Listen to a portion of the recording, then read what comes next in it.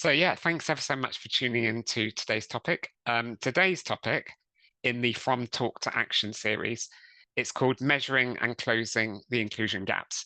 So it's all about getting the right data so that we can make the right decisions and make the right strategies or plans going forward. I'm running these webinars every fortnight, and the mission of this series is to be the best place on earth to learn how to build inclusion into how your business runs. We also have an online community.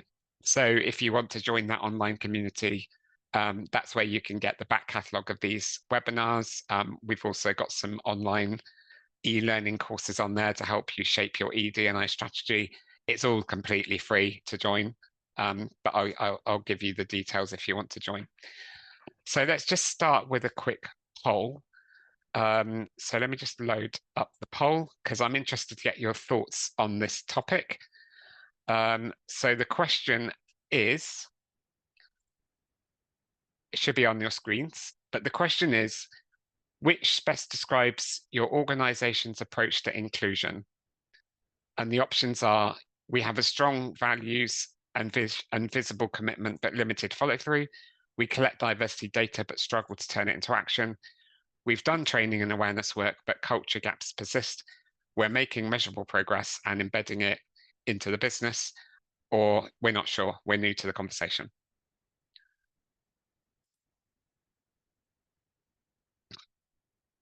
Great. So the results are coming in nice and fast. Great. I'm going to end the poll there.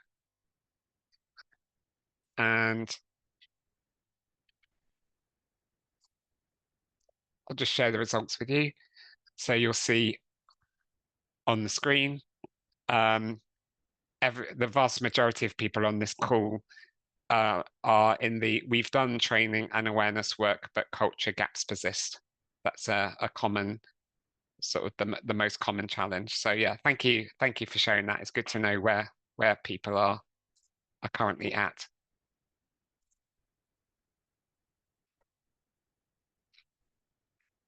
So I've developed this model recently, which I think might be a useful way for you to kind of just think about today's topic. And I'm calling it the inclusion performance cycle.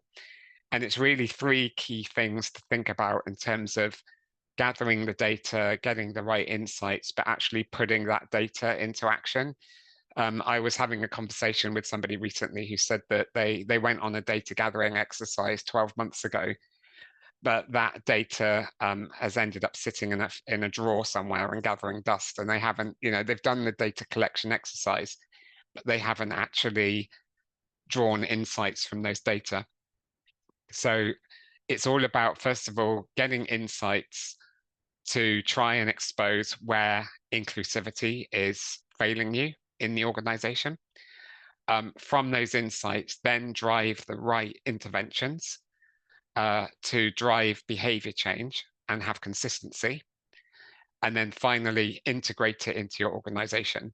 So you're making inclusivity business as usual. So I'm going to be kind of walking you through this wheel today. So inclusion is a performance issue, not a PR exercise. I see lots of organizations signaling that diversity and inclusion is important to them, but they're not really thinking about the systems of inclusion. So there's lots of organizations that do lots of like awareness campaigns. They might change the color of their logo during Pride Month, for example, to the rainbow colors to show that they are allies of the LGBTQ plus community. They might roll out lots of training courses, but you feel like those training courses don't really get to the crux of the issue. Or very kind of lovely vision statements or pledges are written about your commitment to ED&I, but that's as far as it goes. There's no real kind of activity to kind of back up those manifestos.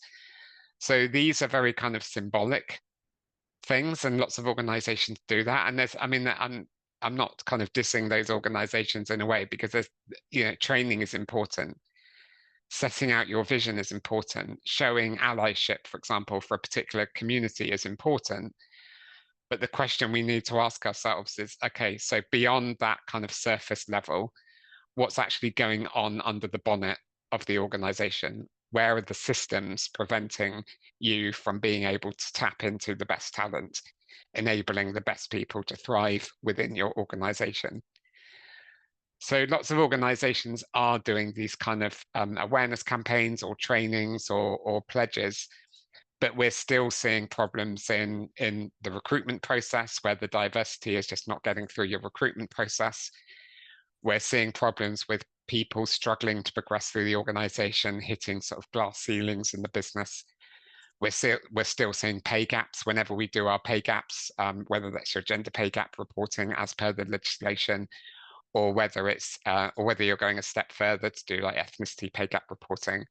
These kind of things are persisting.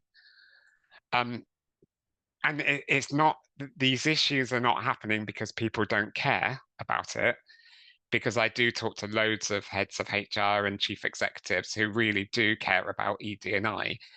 It's just that ED&I is not being treated like a strategic priority, like you would any other business priority in the organization.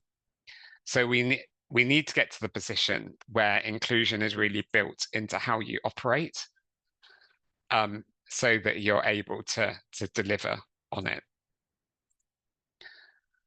So we have to really start by thinking about getting the right insights and measuring what really matters. A lot of organizations that I speak to are collecting the data because that's the easy thing to do, but they're not necessarily collecting the right data that's driving the changes. So I just want to draw the distinction here between leading and lagging indicators. So a lot of organizations are collecting lagging data. So they will do annual EDI surveys, or they will ask EDI related questions as part of their engagement surveys, for example, or they've got statistics in their HR system. These are often lagging indicators. And what I mean by lagging indicators is that it takes time for the numbers to catch up. It's snapshot, and it's kind of a part. You're catching up on a past trend. So the data is telling you where things are at based on past performance. Whereas, and it takes time to get that data. So you might do an EDI survey today, and you get a snapshot in time, and then you might repeat the exercise in a year's time or 2 years' time, but it's going to take those 12 to 24 months to get an update on what's really going on in your business. The other thing, so the flip to that is then focusing on your leading indicators. And leading indicators is data that helps you spot issues early. So for example, you might deploy a speak up tool in your organization, and there's a few out there. So for example, there's InChorus, there's Culture Shift. These are platforms that give you real-time insight into what's happening. So if we take InChorus, for example, it's a platform that allows your employees to log on with their mobile phone, report an issue of bullying, harassment, or just general disrespectful behavior in less than 60 seconds anonymously. They can also tell you whether they think it's happening because of a particular protected characteristic. And then, but what that does is that as the admin person of that system, you're getting a real-time view of hotspots in the organization. So is there a particular department where this behavior is happening, or a particular level of seniority? Or is it happening towards a particular group of people? Is it happening more for people of an ethnic minority background, let's say, than other groups in the organization? Or you might do lived experience surveys to understand what the real day-to-day experience of people is happening. Or you create a system where you can get feedback loops from your people leaders. Or the other element is kind of using existing data, because I always say that you're already probably sitting on a mountain of data already that's actually very useful to you. You just need to look at it in a different way. So for example, you might already be sitting on loads of exit survey information or data, but you may not have looked at that data from an EDI perspective. So it's about going back to those survey results to get that feedback. So in a way, like, you can't fix what you can't see. And you can't see it if you're not asking the right questions. So we have to think about, are we actually measuring the right things? So whenever I've done ED&I surveys with my clients, my favorite question in the survey is this. We ask employees, are you thinking of leaving the organization in the next 6 months because you don't feel that you're respected or that you belong? And then the responses are, yes, I'm thinking of leaving for those reasons. Yes, I'm leaving, but for other reasons. No, I'm not thinking of leaving, or prefer not to say. And then we correlate that with salary data, and we can calculate a cost of attrition. And just to give you a sense of the scale, I did this for a company that employed 900 people, and potentially it was costing them £1.5 million in terms of employee turnover, because of those people who were seriously thinking of leaving the business because they didn't feel respected or that they belonged in the company. And that was a really useful statistic to take to the chief financial officer to then get further support from the board to spend more resources and more energy on ED&I, because they could suddenly see the business case for it and the potential impact of it. Now, on my podcast, I interviewed my former boss at Deloitte, senior partner called Emma Codd, who's now the global head of diversity and inclusion for Deloitte. And before I joined the firm, she calculated how much it was costing Deloitte for, at the time, only it was women leaving the business because of work-life balance reasons. And she calculated that it was costing the firm £68 million a year. And that's just focusing on gender. That's not even thinking about any other characteristics at the time. And also that was for Deloitte, Deloitte UK and Ireland. That wasn't Deloitte Global. That is a huge number, and I've got full faith in this number because Emma is a forensic accountant by trade. So, if anyone knows their numbers, it's going to be Emma. She's really going to scrutinize those numbers. So now let's think about interventions, because interventions is all about driving behavior with the right tools. So the insight alone doesn't affect any change. You can go out and get the data, you can cut it in lots of different ways, you can try and get those insights, but it's what you do with that data that really counts. I mentioned the conversation that I had recently with a chief people officer of an organization who said that a year ago they went out and got the data, but it's been sitting in a drawer gathering dust and they haven't done anything with it. And that was a big frustration for her and the leadership team. So we need tools to help us translate insight into daily practice. And there's a few things that you can do. So equality impacts assessments are really useful. They're often done in the public sector, partly because of the public sector equality duty within the Equality Act is a big driver of that. But there's no reason why any organization can't do equality impact assessments. An equality impact assessment is all about thinking about a change that you're going through. So you might be doing a merger, you might have just acquired another business, you might be closing down an office and relocating people. Think of like a big change in your organization, like introducing a new IT system or something like that. An equality impact assessment is all about anticipating risk. It's about testing your decisions before you do the actual rollout and seeing whether or not particular groups of people are disproportionately impacted by the change that you're trying to implement. So that's one tool under your belt. You can create checklists. This is a really good way of helping managers just act consistently. So you can use checklists and things like inclusive hiring or inclusive communications.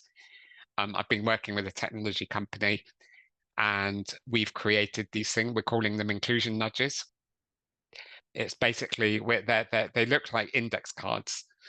They sit on the side of a kind of, like a little index card size thing.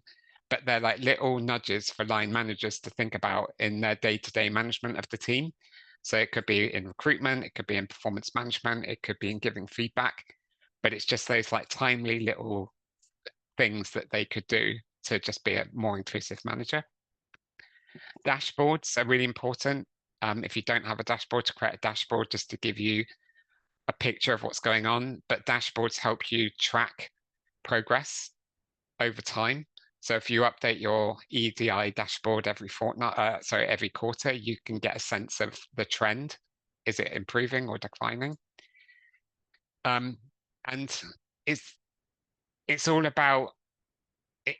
These tools are all really helpful at helping you get clarity on what needs to happen and to really kind of get things integrated into the organization. So in terms of integration,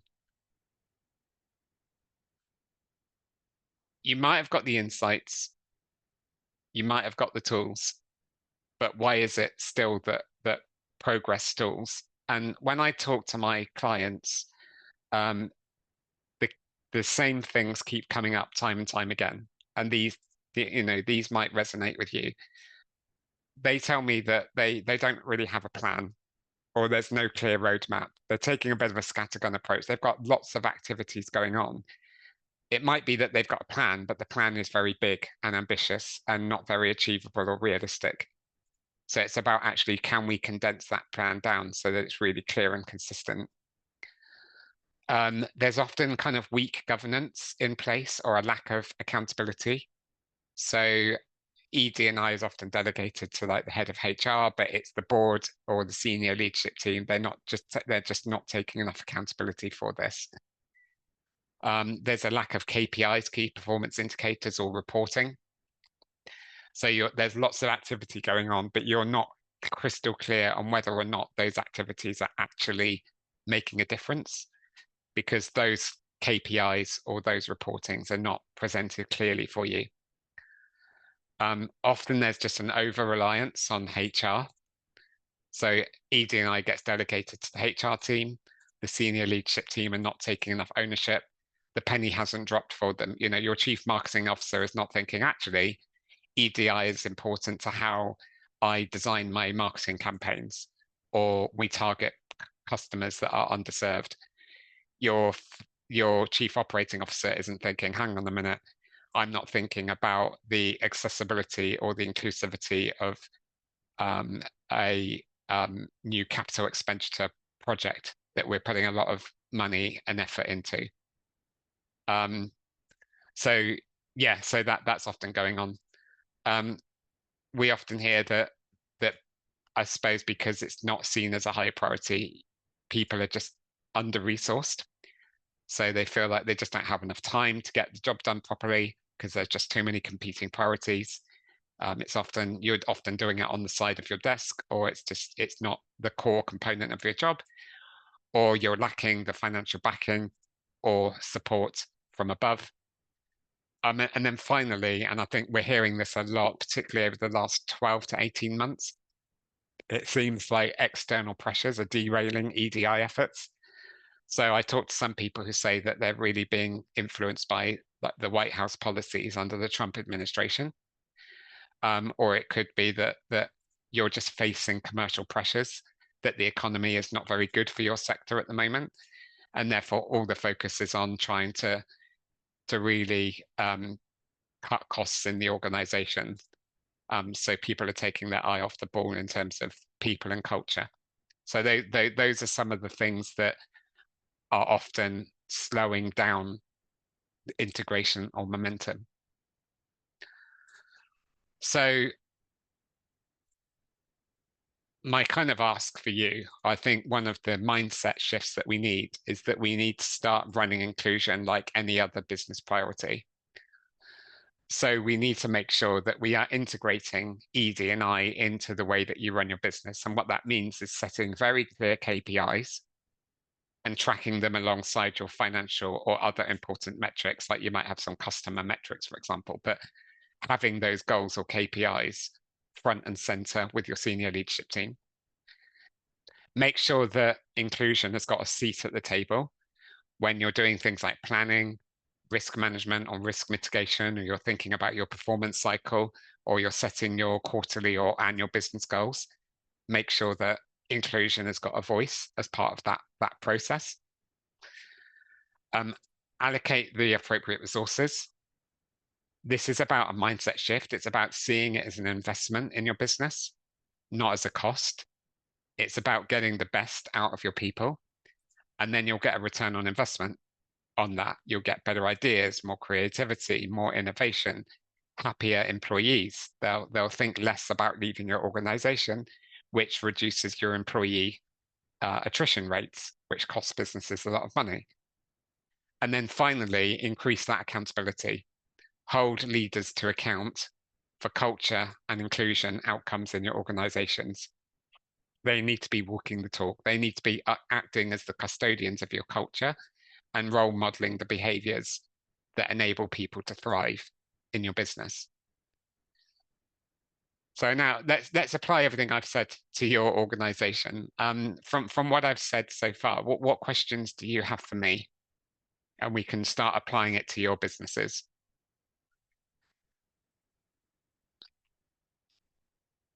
If you just unmute yourself and share your thoughts.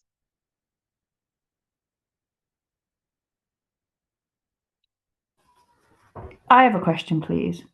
Yeah, please go ahead. Hi, Toby. Thanks for today. In terms of KPIs, it's something that clicked with me because we don't have specific EDI KPIs. What kind of KPIs would you suggest or recommend? Is there a template? Thanks. Yeah. Do you have any people related KPIs at the moment? Yes. So what kinds of things are you tracking? So we're in a phase where we're reviewing recruitment, any barriers for inclusion, and because we look at our pay gap report, and this applies to people of diverse heritage. So we're looking at are we attracting the right people? I'm not under HR, so I don't have, even though I'm the EDI officer, I don't. It's not necessarily mine to do. Does that make sense? Yeah. Yeah. But HR or the people team, should I say, deal with that. But in terms of what I should be measured against, it's not there. Which department do you sit in? Governance. Okay, that's nice in a way, actually, because I've both sat in under a chief operating officer and a head of HR, and I felt more impactful working under a chief operating officer because they were Yes. thinking broadly across the Yes. business rather than just within the people team. But going back to KPIs, I mean, you mentioned pay gap reporting. You know, that is a good KPI. If you can, obviously, if you're a company of a particular size, you'll be doing gender pay gap reporting. Forward-thinking companies often do ethnicity pay gap reporting, and then there are others that even do disability pay gap reporting. That's a good metric. But I think it's all just, if you remember, I was talking about leading and lagging. I think my recommendation would be, if you're going for leading data, use a platform like Inchorus or Culture Shift to try and understand what behaviors are happening and to who, and your KPI will be trying to improve those behaviors or reduce the impact of those behaviors. If you're not using a platform like that, if we just think about what do we mean by inclusion, and I often think there's kind of 4 pillars to inclusion, and it's respect, belonging, empowerment, and progression. And even if you ask people on a basic level four questions, like on the scale of 1 to 10, how respected do you feel in the company? How much of a sense of belonging do you feel? How do you feel you're able to progress in the company? How empowered do you feel in the business? And then if you can break those 4 things down by groups so that you're able to compare, okay, what's the experience like between men and women, between people of an ethnic minority background or not, disabled colleagues, non-disabled colleagues, that kind of thing is often a good KPI. Was Thank that you. helpful? Very helpful. Thank you. Cool. Thanks. Great. What other questions does anyone have? I have a couple of questions, if I may. Yeah, sure. You know this slide when you show the exit questionnaire? Um, I just wonder whether this question wasn't a bit of a leading question, and whether it didn't actually spark that kind of responses. Yeah, Because a bit more objective way of asking is simply why have you left, and then give a list of reasons. yeah. Um, Um, yeah, no, I thought about that when I designed the question. So the question is are you thinking of leaving in the organization in the next 6 months because you don't feel that you're respected or that you belong in the organization? So the reason why I was very specific about that is I gave a time frame of 6 months because I wanted people to feel like this is an urgent issue. It's such a problem that I'm thinking of leaving very soon. And it was also specifically talking about you are not respected or that you don't belong. It wasn't like I'm leaving because I feel like I'm not paid enough money. We already had that data from the exit surveys, people leaving because they had better opportunities elsewhere or they got better pay working for another company. Yeah, oh, okay. yeah, And my next question is a little bit about KPIs. From my experience, they are a bit of a double-edged sword yeah, because you can reach them sometimes by various different tricks. If that mm, makes sense. So sometimes if you look at the proportion of, I don't know, ethnic minorities in such and such position, it might be because the number of them increased, but it might be because overall number yeah, decreased, like a lot of white people left, for example. yeah, Um, so I wonder whether you've got any advice about how to make sure that those KPIs are actually really um, what matters, in a sense that we are reaching them because we are doing something good and there is evidence for that. yeah, yeah. In your own business, how do you deal with that situation? How do you make sure that that's not happening in your company? So I think we have to explain it. So if you look, for example, at one of our is proportion of ethnic minorities in senior academic roles, so senior lecturer, reader, professor. Yeah, So I think in order to deal with that, you have to look not just at percentage, but also overall numbers. yeah, yeah, Um, and that helps maybe in the interpretation of that. yeah, The problem is that people sometimes cling on to the one number. And the question yeah, is, do they actually look at all of those numbers? And also that means that the reports are then massive because you've got all of those different numbers. So yeah, yeah. yeah, yeah. I think there's something in there around when, as you were talking about that, I think there's an agreement around integrity of data, just having an agreement amongst yourselves that you're measuring the right things and that you're not going to try and fudge the numbers to tell a different story. And that does require you saying, if the numbers don't look good, we're not going to try and cover things up. So there is a conversation around that, I think. Um, and that's about being quite, candid with one another around the boardroom.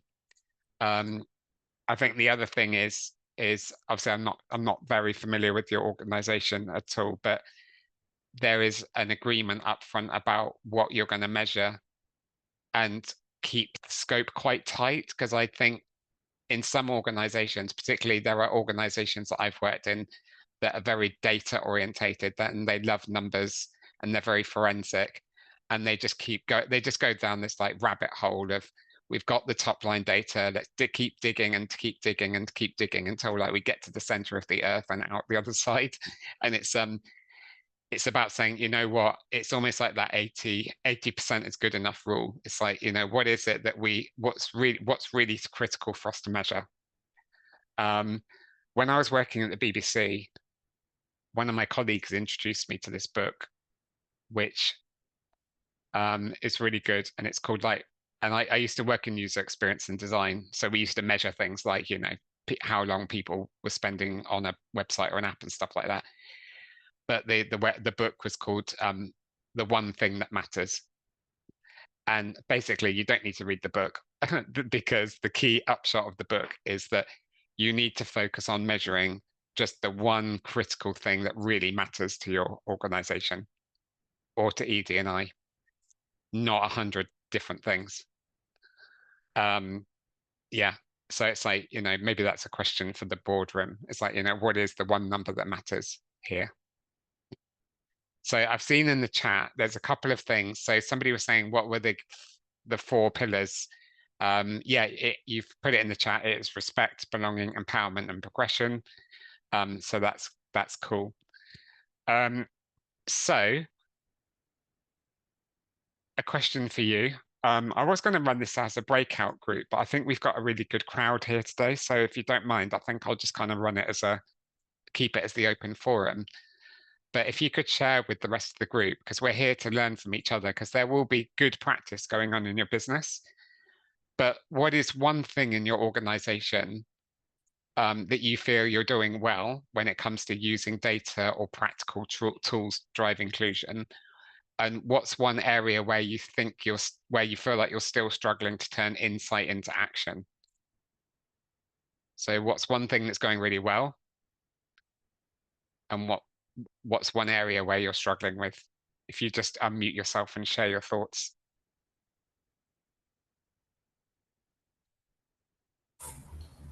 Hi, Toby. I can start. Yeah, please do. One thing that's going really well for us is we're monitoring the D&I learning across our organisation. So we can track the data of who has engaged with the online learning that we provide. And we can break it down per country, per function, per department to try and increase and enable people to engage in the learning a bit more. Brilliant. I love it. Thanks, Namisha. Thank you. Thanks. Anyone else care to share? Toby, somebody has a question in the chat around what's being recorded. Are the comments going to be streamed? If you wanted to make a private comment now. All right, yeah, the comments are not recorded. It's just the video and the audio. Yep. So if somebody asked you a question via a comment and you answered it live. Yeah, that's recorded as part of the audio. Okay. Yeah. Is there a better time to ask private questions, perhaps in the one-on-one? Yeah, so if anyone's got a question that they feel they can't ask me in this public forum, if you just send it to me as a private message on Zoom, I'll pick it up and I'll follow up with you personally afterwards. I'll drop you an email. So just drop me a personal message, but make sure it's a personal message to me, not to or Brooklyn, me or Brooklyn.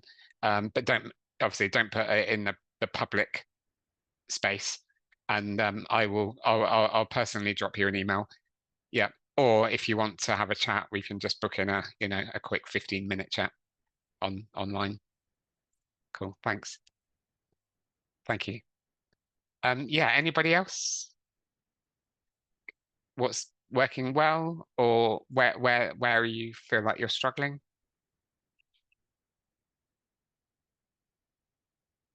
Shall I say? Yeah, please, Alison. Hi. Hi everyone. So I like the idea of looking at who's engaged in learning and breaking that down by sort of EDI characteristics, because we've done some online learning and had quite a good engagement rate, but it'd be good to look at who hasn't engaged in a group sense rather than in individual sense. So I like that. We have started data collection, but we are at that sort of stalling stage, what to do about it. Yeah. We've got, in some senses, we've got a lot of diversity, but that's because we do a lot of different things, not because we've got diverse teams in particular areas. And I think that's quite a difficult thing to get your head around. Yeah. So specifically, what do you think the sticking point is in terms of what data it sounds like what data to collect or how to go about it? Yeah, I think what's the burning kind of questions? It's more in the analysis of the data, I think. Okay. And engagement and improving the response rate. Yeah. I'm concerned about when we are required to do ethnicity and disability pay gap reporting, how we nail 100% sort of coverage Yeah. of that. Yeah. Whereas gender pay gap reporting, we're collecting gender. Yeah. Well, collecting sex rather than gender, I think we've had to say, Yeah. through our HR system, but we're not doing that for anything else. So it's just being consistent about that and Yeah. prioritising appropriately and Yeah. investing where we need to make that work properly, I think. Agreed. Yeah. So yeah, this is a really common experience. I think the key things I would say are, if you're doing other reporting like ethnicity pay gap reporting, obviously you don't have the privilege of collecting that data for HMRC like you are for sex. There's a couple of things to bear in mind. One is you have to spend a lot of time kind of pre-request for data, warming people up as to why you're collecting that data and what you're going to do with it. And spend a lot of time warming people up. So think about having a really good internal communications campaign to warm people up, build up psychological safety in order to share information with you, because they're going to have to put that data, for example, into your HR system. And they might have concerns around who's got access to that data, what if it's safe, secure, what's going to be done with it, what won't be done with it. You then have to have a really quick feedback loop once you have collected the data to let people know that what you've collected and learnt and what you're going to do with it next. That's really important. So it is in the comms. There are some technical things that you also have to think about in terms of like, what systems are we going to be using, that kind of thing. Yeah, that's probably a conversation that we need to have offline, because yeah, we are getting to the end of time. But yeah, there are lots of things. Yeah, thanks. Yeah, Smith, do you have a question? Well, I actually wanted to share, I am a practitioner actually, so I work with several companies, and I wanted to share how it is like for here in Finland. And actually, when you were having this conversation between you and Alison, it came to my mind that something that I believe is going now better in Finland is that more companies are convinced about the importance of collecting data so that you can act upon something that is tangible, and also so that you don't get overwhelmed trying to tackle everything at the time, if you will. Yeah. I think that probably what is frustrating both for the people we work with and also for the people internally in the companies is that once they have the data, even if they have some ideas as to what to do, then they sort of want to see very immediate results. And I think that to the point that I was making, that this also comes to my mind, is that sometimes change in these aspects can be very slow, and especially in a country as homogeneous as Finland is. That is not the case for most of you, but in Finland it is a very homogeneous society, and then it has different challenges. But the point is that I think that also one of the biggest struggles is that people want to see change very rapidly, and they also want to see the link very clearly and to have like a return of investment that is very tangible. And yes, that is not possible, then people get discouraged, and rather than being patient and trying to see how the process is lower and trying to link it to various other things, yes, they just sort of pull out. And I think that is I think it's an interesting exercise, and also referring to what you were saying, that policies in the White House, for example, are influencing how people are perceiving these topics, do have an influence, but in some instances it may actually also just be an excuse or a good scapegoat go to say like, yes, and now that others are dropping it, we may as well. Yeah, where I'm coming from. Totally agree with you. Totally. As you were describing that, the thing that I was thinking about was the Kotter change management framework. And it's something I wrote about in my book, so my second book, which is called Building Inclusivity. And what the Kotter framework says, basically, there's eight steps within driving change across 3 phrases. So phase one is about creating the right climate of change, and that's about getting a senior leadership cohort driving the change, creating the vision, and starting to communicate that vision. That's that kind of phase one. Phase two is then building up momentum and implementing change. And he talks about quick wins. And then phase three is about sustainability and really getting it embedded into the business for the long term. But if we think about that phase two, he talks about quick wins. And I think that is about getting your data, trying to get those insights, but then identifying what the quick wins are so that you don't lose momentum. And so you keep people interested, because I've seen it myself with various organizations I've worked with. We've got the data. You then go to a board meeting, you present that data to the senior leadership team, they get all excited. And then the next day they've forgotten about it because there's just other important things on their to-do list. But if you start to think about, okay, what are the quick wins here? What are the things that we can do to start showing early successes? That helps build up momentum. So I just want to close by just doing a final poll with you, and then we'll just close today's session. So where's the poll? I've lost it. Where is the poll? Am I missing? Me and Zoom don't often get. Oh, it's right there, right in front of me. Me and Zoom don't often get involved. So, okay. So the second question I just want to ask you is this one on the screen. So, how confident do you feel about applying what we've covered today in your own organization? Because I've given you a lot of information. Do you feel very confident, somewhat confident, not very confident, not at all confident?